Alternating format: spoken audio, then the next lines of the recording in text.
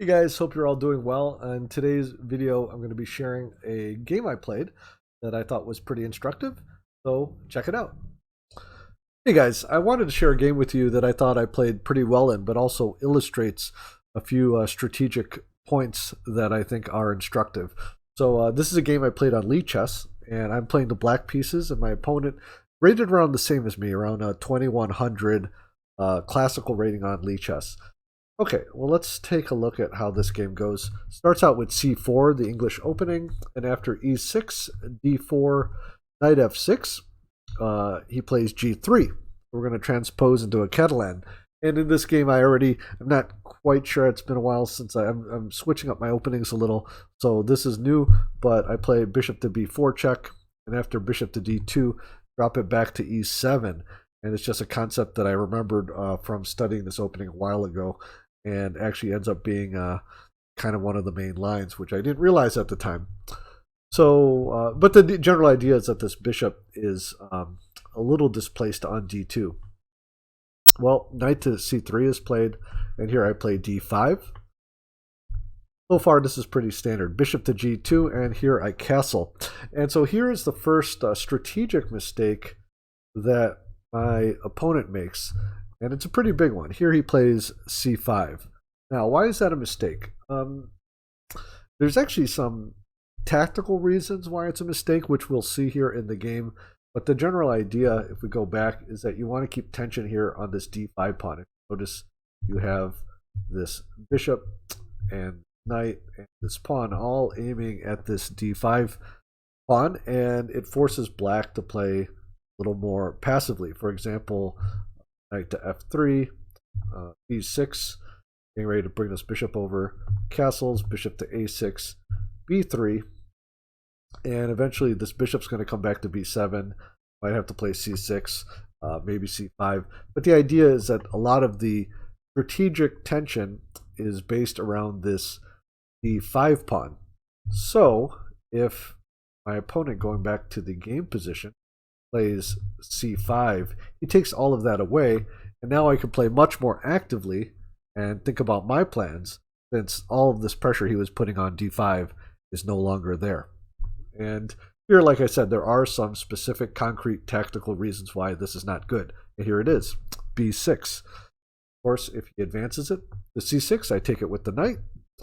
And if he takes here, for example, then some analysis shows I was thinking I could take with the c pawn, which is not bad, but better is taking with the a pawn, and then after knight to f3, kind of a natural move, bishop to a6 and castles. After c5, bishop f4 and knight to c6. Now I'm the one putting pressure on his d pawn, and I have a little bit of an initiative, so that would probably be that's fairly advantageous for me, but it is probably the best that white has here. Instead, he plays b4. Let me just go back one. Instead, he plays b4, and so this is something, when you see these pawn chains, something you should think of. Sometimes in the Queen's Gambit accepted, some of the Slav defense have these kind of formations where you see these pawn chains being developed. The key here, especially if you can calculate it out, is to attack the base of the chain. So here I play a5, and of course, if he takes on a5, where should I take? Well, I should take here on c5, and then after here, then you can see here that these pawns would be weak, and I have this nice passed c pawn. So going back, after b4, I play a5, and he plays a3, and now I have a specific move here. And you want, pause the video and take 30 seconds or a minute, see what I played. See if you can figure that out. I will give you a few seconds here. Well, here I have a specific way to win material. That's with knight to c6. And here, white can still take, c takes b6, and now a takes b4 wins. Say b takes c7, queen takes c7, and then a takes b4. I have rook takes a1, queen takes a1, and here knight to d4, leaving this weak b pawn work on. Okay, but in the game, my opponent played e3, so I just take on b4. He takes b4, a takes b4, and of course I take on a1 first because my rook is hanging, and after he takes back with the queen, take back with the knight. So here my opponent plays queen to b1, attacking this knight, and here, just to show you some of the depth that you need to calculate some of these sequences, I played bishop takes c5, but I had to anticipate the following. D takes c5, bishop takes c5, and here knight to a4. So I saw this in my calculations before I played b takes c5, because it's very easy to make a mistake here. For example, bishop to d6, of course you're going to lose this piece. So instead, I saw ahead and played knight to a6. Of course, knight takes c5 is met by knight takes c5, and we're up 2 pawns. So instead, my opponent attacks my knight here, and there's some, I guess, looking at this with the engine, I could have played something like 4, which looks very sharp, but instead I kept it simple. Played bishop to d6, consolidating my advantage. Okay, knight to f3 is played, and here I play c5. And this is another strategic move that's important. And what I'm doing here is I'm restricting my opponent. So at this point, I have a material edge, and we want to keep our position safe, but we don't want to be passive. So we want to make sure we're restricting our opponent and using our extra material, and that's what I'm doing here.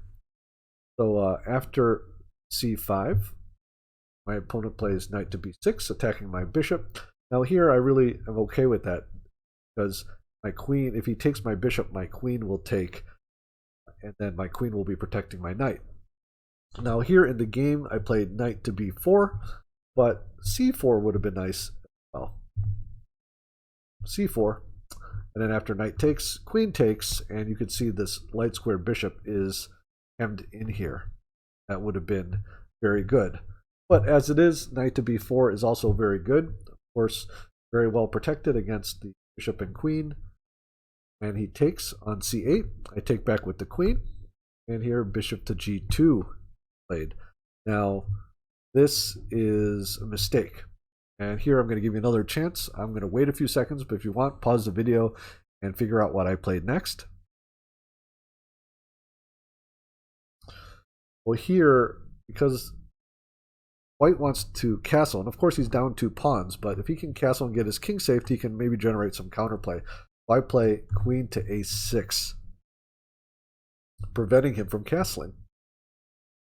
And here, well, before I move on, instead of bishop to g2, back a move, if he wanted to play with the same type of plan, he could have played bishop to e2. Doesn't look as nice because he's already played g3, but now he's protecting this diagonal, and he can castle. For example, queen c7 played so I could activate this rook. Now he castles, and rook to b8. Now, of course, black is still winning here. I'm 2 pawns up, and all of my pieces are activated, and I have a firm grip on the position. Like moves like c4 will be coming next. But this would have been better because his king would have been safe. Okay, going back to the game, queen to a6. He plays bishop to f1, and the final move of the game here, queen to a4. The idea here now is that I'm targeting this d2 square with check. And here my opponent resigned. Hey guys, hope you enjoyed that game. I really enjoyed playing it. I've been trying to be a little more precise and accurate in my play, and one of the ways I've done that is doing endgame studies. And as you know, if you've been watching this channel, I've been featuring a few of them here, so you could check out the playlist over there. And in a few days, patrons, you're going to be able to download the PGN of this game with more detailed analysis and notes, so you can check that out down in the description below. Anyways, hope you guys are all doing well, and I'll talk to you soon.